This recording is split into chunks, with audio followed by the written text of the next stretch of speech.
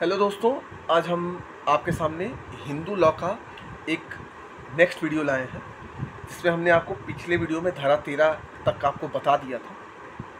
अब इसमें बात करते हैं धारा 14 की। तो धारा 14 क्या कहता है कि विवाह के 1 वर्ष के अंदर तलाक के लिए कोई याचिका पेश नहीं की जाएगी। ठीक है, इस धारा का मेन मतलब क्या है कि विवाह के 1 वर्ष के अंदर तलाक की कोई भी याचिका पेश नहीं की जाएगी। लेकिन इसमें भी कुछ शर्तें हैं। शर्तें क्या है कि जब यह विवाह इस अधिनियम के पूर्व या पश्चात में हुआ हो और 1 वर्ष के भीतर तलाक की कोई याचिका दाखिल करता है तो उसको एक्सेप्ट है, उसको स्वीकार नहीं किया जाएगा। लेकिन इस पर कुछ पॉइंट दिए गए कि यदि 1 साल के भीतर बहुत ज़्यादा क्रूएल्टी की जा रही हो, पति या पत्नी दोनों में से किसी एक में, या बहुत ज़्यादा निर्दयता दिखाई जा रही है, ठीक है, तब याचिका को स्वीकार कर लिया जाएगा। ये इसका मेन पॉइंट है। ठीक, तो ये धारा 14 थी। अब आता है धारा 15। कब तलाक प्राप्त व्यक्ति पुनः विवाह कर सकते हैं। धारा 15 क्या कहती है कि जब व्यक्ति को तलाक मिल गया है तब वो पुनः विवाह मतलब दोबारा विवाह कब कर सकते हैं। तो जबकि विवाह तलाक की अज्ञप्ति द्वारा भंग कर दिया गया है, मतलब विवाह विच्छेद हो गया है, और अज्ञप्ति के खिलाफ अपील करने के लिए जो टाइम था वो भी खत्म हो चुका है, तब वह व्यक्ति दूसरी शादी कर सकता है, मतलब दोबारा शादी कर सकता है। तो धारा 15 का मेन कहने का मतलब है कि कब तलाक प्राप्त व्यक्ति पुनः विवाह कर सकता है, मतलब दोबारा विवाह कर सकता है। तो तभी कर सकता है जब मान लीजिए विवाह विच्छेद हो चुका है और उस विवाह विच्छेद की अज्ञप्ति दोबारा अगर कोई क्लेम करता है, उसके समय सीमा अगर ख़त्म हो गई है, ठीक है, उस समय सीमा के भीतर अगर नहीं करता है दोबारा, तो उसके बाद वह व्यक्ति दोबारा पुनः विवाह कर सकता है। ये धारा 15 कहती है। अब बात करते हैं धारा 16 की।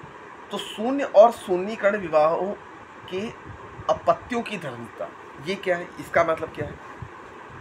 इस बात के होते हुए भी विवाह धारा 11 के अधीन अकृत और शून्य, जैसा मैंने आपको धारा 11 बताया था कि किन किन बातों पर विवाह शून्य और शून्यकरण हो सकता है। ऐसे विवाह का कोई अपत्य जो विवाह के विधिमान होने की दशा में धर्मज होता है या धर्मज होगा, चाहे ऐसे अपत्य का जन्म विवाह विधि संशोधन अधिनियम 1976 के प्रारंभ या पूर्व में हुआ हो या पश्चात में हुआ हो, उस विवाह के संबंध में अकृतता की डिग्री इस अधिनियम के अधीन मंजूर की गई हो या नहीं, चाहे वह विवाह इस अधिनियम के अधीन अर्जी से भिन्न आधार पर शून्य अभिनिर्धारित किया हो या नहीं। ठीक, अब इसका मतलब क्या है कि जैसे द्वितीय पत्नी जो मृतक के साथ उसकी प्रथम पत्नी के जीवन काल के दौरान विवाहित हुई थी, उससे उत्पन्न पुत्री उत्तराधिकार के प्रयोजनार्थ धर्मज रूप में मानी जाएगी। अब कहने का मतलब है कि जो शून्य और शून्यकरण विवाह में अपत्यों की धर्मस्थता का मतलब हो गया कि जैसे मान लीजिए कोई विवाह शून्य और शून्यकरण हो गया, लेकिन मान लीजिए पति पत्नी के बीच में संबंध से एक पुत्री है या पुत्र है, कुछ भी है, तो वह धर्मज रूप में मानी जाएगी। ये हमारा सेक्शन 16 कहता है, शून्य और शून्यकरण विवाहों के अपत्यों की धर्मस्थता। अगर कोई बच्चा होता है तो वो धर्मज माना जाएगा, धर्मज रूपी मानी जाएगी। ठीक है, अब आता है सेक्शन 17। क्या कहता है, द्वि विवाह के लिए दंड। अब द्वि विवाह के लिए दंड मतलब कि यदि कोई व्यक्ति पहली पत्नी से छुपाकर दूसरा विवाह करता है तो उसके लिए दंड क्या है। इसमें जो दंड है वो धारा 494 और 495 के अधीन है इंडियन पीनल कोड के। अब इसको बेयर एक्ट से समझ लेते हैं। यदि इस अधिनियम के प्रारंभ के पश्चात दो हिंदुओं के बीच अनुष्ठित किसी विवाह की तारीख में ऐसे विवाह के किसी पक्षकार का पति या पत्नी जीवित था या थी, ऐसा कोई विवाह शून्य होगा और भारतीय दंड संहिता की धारा 494 और 495 को बंद तथा लागू होगा। कहने का मतलब है कि जब वो विवाह कर रहा था उसकी पहली पत्नी या पति दोनों जीवित थे, और अगर वो करता है तो ये शून्य होगा, मतलब उसको नल माना जाएगा, और इसमें धारा 494 और 495 के तहत मुकदमा दर्ज होगा और दंड दिया जाएगा। फिर आता है इसमें धारा 18, हिंदू विवाह के लिए कुछ अन्य शर्तों के उल्लंघन के लिए दंड। अब हिंदू विवाह की जो शर्तें हैं उनके उल्लंघन के लिए दंड क्या हो सकता है। प्रत्येक व्यक्ति जो धारा के खंड 3, 4 और 5 में उल्लिखित शर्त है के उल्लंघन में विवाह इस अधिनियम के अधीन अनुष्ठित करा लेता है।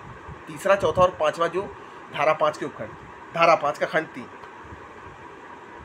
खंड के 3 में विनिर्दिष्ट शर्त की उल्लंघन की दिशा में इतनी अवधि के लिए कठोर कारावास जिसकी अवधि 2 वर्ष हो सकेगी तथा जुर्माना सहित जो 1 लाख रुपए तक हो सकेगा।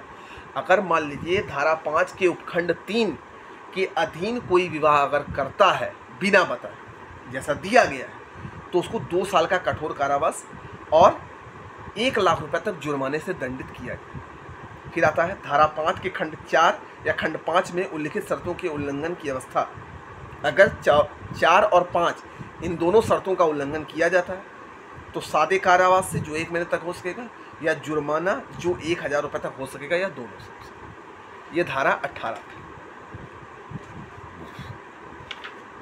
अब आता है 19, वह न्यायालय जिसमें अर्जी उपस्थापित की जाएगी, court to which petition shall be presented. अब वो किस न्यायालय में इस याचिका को प्रेजेंट किया जाएगा, ये धारा 19 कहता है। तो इस अधिनियम के अधीन हर अर्जी उस जिला न्यायालय के समक्ष उपस्थापित की जाएगी, मतलब उपस्थित की जाएगी, जिसकी साधारण आरंभिक सिविल अधिकारिता की स्थानीय सीमाओं के अंदर है। मतलब ऐसे न्यायालय में की जाएगा जिसकी जो शक्ति है वो स्थानीय अधिकारिता क्षेत्र के अंदर है। ठीक, पहला इसमें शर्त क्या है, विवाह का अनुष्ठापन हुआ था, विवाह हुआ था, प्रत्यर्थी अर्जी के उपस्थापन के समय निवास करता है। मतलब जो व्यक्ति उस याचिका को दे रहा है, दायर कर रहा है, उसकी उपस्थिति होना जरूरी है उस अधिकारिता क्षेत्र के अंतर्गत। विवाह के पक्षकार अंतिम बार एक साथ रहते थे, लास्ट बार रहते थे। यदि पत्नी याची है जहां पर वह याचिका की पेश करने की तारीख को निवास कर रही है कि नहीं, यदि अगर पत्नी याची है तो जो याचिका पेश करने की तारीख को वहां पर उपस्थित है कि नहीं, मतलब निवास कर रही है कि नहीं। अर्जीदार अर्जी के उपस्थापन मतलब प्रेजेंटेशन के समय निवास कर रहा है उस दशा में जब प्रत्यर्थी उस समय पर ऐसे राज्य क्षेत्र के बाहर निवास करता है जिस पर इस अधिनियम का विस्तार है, या उसके जीवित होने के बारे में या 7 वर्ष या उससे अधिक के कालावधि तक उन्होंने कुछ नहीं सुना है, जिन्होंने उसके बारे में यदि वह जीवित होता तो स्वभावतः सुना। ठीक है। अब अपील की पोषणीयता क्या है कि अवश्य की अभिरक्षा के संबंध में व्यादेश का अंतरिम आदेश पारित करने से इनकार करने वाले आदेश के विरुद्ध अपील पोषणीय नहीं होगा। ये श्रीमती वर्षा लखमनी बनाम हितेश वाधवा 2008 के केस में कहा गया। ठीक, तो ये हमारा धारा 19 था। हम उम्मीद करते हैं कि जितनी बातें मैंने आपको बताई होंगी ये आपको समझ में आई होंगी। अगर समझ में आई हैं तो कमेंट में ज़रूर बताइएगा। अब हम मिलते हैं अगले वीडियो, तब तक के लिए धन्यवाद। अपना ख्याल रखिए और पढ़ते रहिए, बार बार रिवाइज करते रहिए, नॉर्मल तरीके से भी और एक जानकारी तरीके से। Thank you.